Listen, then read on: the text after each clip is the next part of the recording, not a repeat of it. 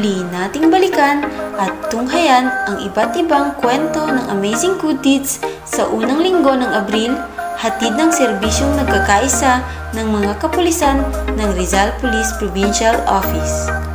Simulan natin noong ika-5 ng Abril ang San Mateo Municipal Police Station sa ilalim ng pangangasiwa ni Police Lieutenant Colonel Rodolfo G. Santiago II, Acting Chief of Police.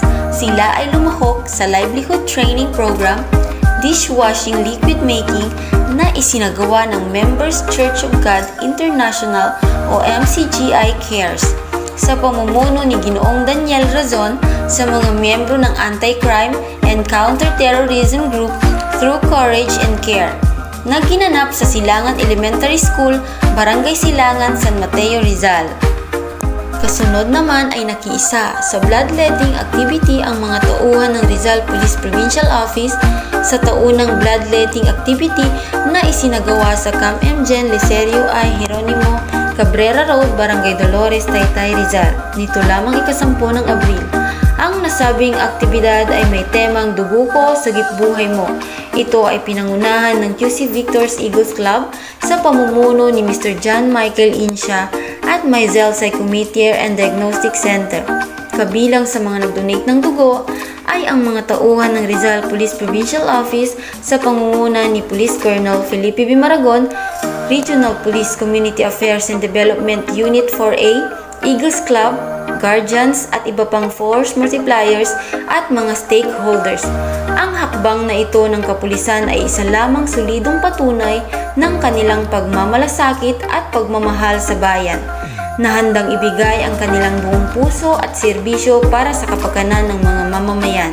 Sa kasabay na araw naman, ang mga tauhan ng Binangonan Municipal Police Station sa pangunguna ni Police Staff Sergeant Nelson Dumangen ay naghatid ng libreng sakay mula sa Barangay Batingan hanggang sa Barangay Mahabang Parang sa mga residente ng Binangonan, Rizal.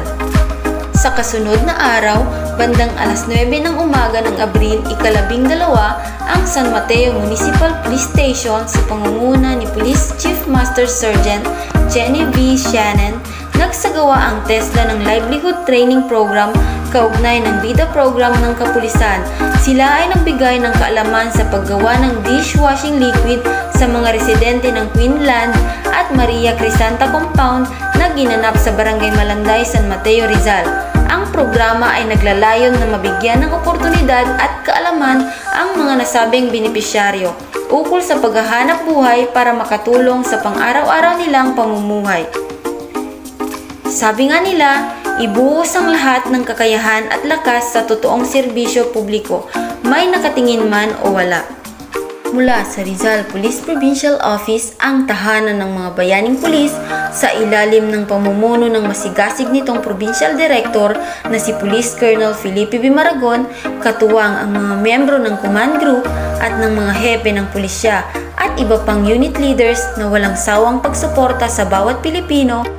Yan ang natatanging serbisyo publiko ng Rizal Police Provincial Office dahil dito sa bagong Pilipinas, ang gusto ng pulis, ligtas ka.